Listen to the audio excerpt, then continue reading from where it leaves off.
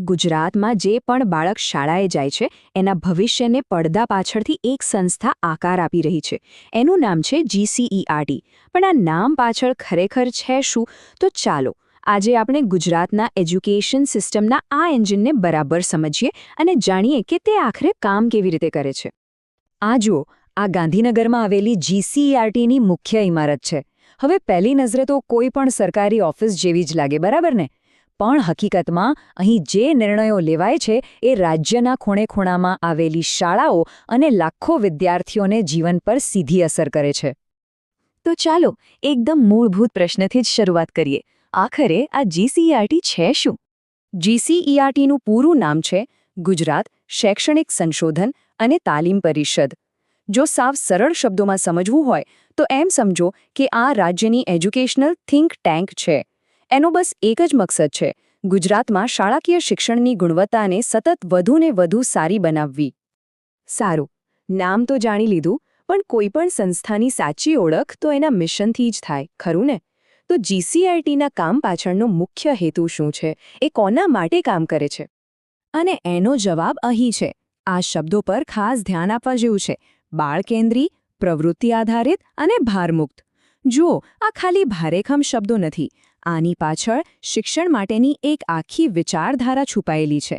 એ સ્પષ્ટ કહે છે કે ફોકસ ખાલી સિલેબસ પૂરો કરવા પર નથી, પણ એ વાત પર છે કે બાળકોને શીખવાની આખી પ્રોસેસમાં મજા આવે.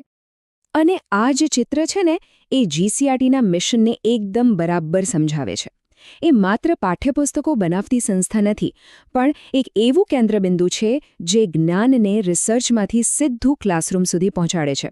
પછી ભલે એ શિક્ષકોને ટ્રેનિંગ આપીને હોય કે DIET જેવી બીજી સંસ્થાઓ સાથે મળીને કામ કરીને હોય.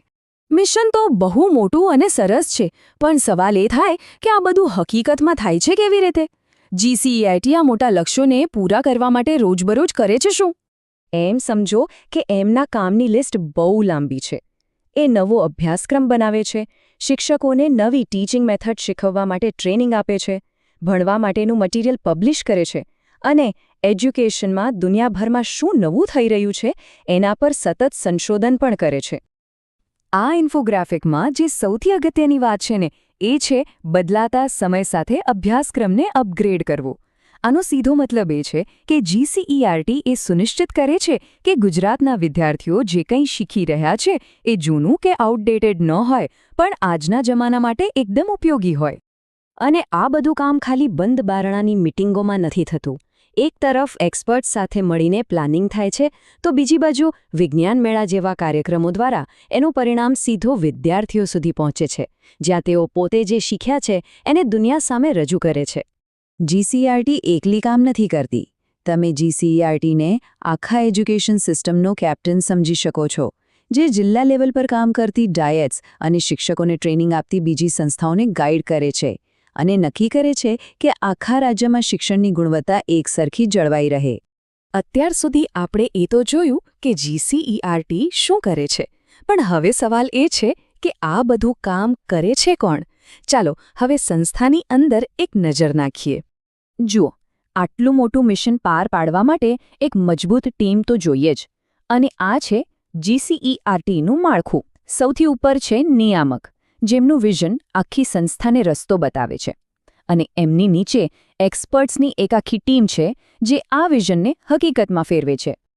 હવે આટલું બધું કામ કરવું હોય તો એને વ્યવસ્થિત રીતે વહેંચવું પણ પડે. એટલે જ GCERTને 11 મુખ્ય વિભાગોમાં વહેંચવામાં આવી છે. આ બતાવે છે કે દરેક પાસા પર કેટલું ઊંડાણપૂર્વક ધ્યાન અપાય છે, પછી એ ટીચર્સ ટ્રેનિંગ હોય કે પછી નવી એજ્યુકેશનલ ટેકનોલોજીનો ઉપયોગ. હવે સ્વાભાવિક છે કે કોઈ પણ સંસ્થાને કામ કરવા માટે ફંડ્સ તો જોઈએ જ. તો GCERTને મુખ્યત્વે 2 જગ્યાથી ભંડોળ મળે છે. એક ભારત સરકારનું શિક્ષણ મંત્રાલય અને બીજું ગુજરાત સરકાર. કોઈ પણ સંસ્થા રાતોરાત નથી બનતી. એનો પણ એક ઇતિહાસ હોય છે, એક સફર હોય છે.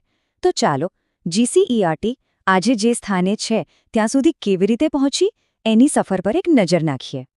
આની શરૂઆત થઈ હતી 1962માં સ્ટેટ ઇન્સ્ટિટ્યૂટ ઓફ એજ્યુકેશન તરીકે. પછી 1988માં તેને અપગ્રેડ કરીને GCERT નામ આપવામાં આવ્યું. પણ સૌથી મોટો અને મહત્વનો ફેરફાર આવ્યો 1998માં, જ્યારે તેને એક સ્વાયત્ત એટલે કે ઓટોનોમસ સંસ્થાનો દરજ્જો મળ્યો. આનાથી થયું એ કે શિક્ષણમાં સુધારા કરવા માટે એમને ઝડપથી અને સ્વતંત્ર રીતે નિર્ણયો લેવાની તાકાત મળી. તો આ સફર ખાલી નામ બદલવાની નથી, પણ જવાબદારીઓ અને પ્રભાવ વધારવાની સફર છે. એક સામાન્ય સંસ્થામાંથી એક સ્વાયત્ત પરિષદ બનવા સુધીની આ યાત્રા ગુજરાતના શૈક્ષણિક ભવિષ્યને વધુ સારું બનાવવાની એક અતૂટ પ્રતિબદ્ધતા બતાવે છે.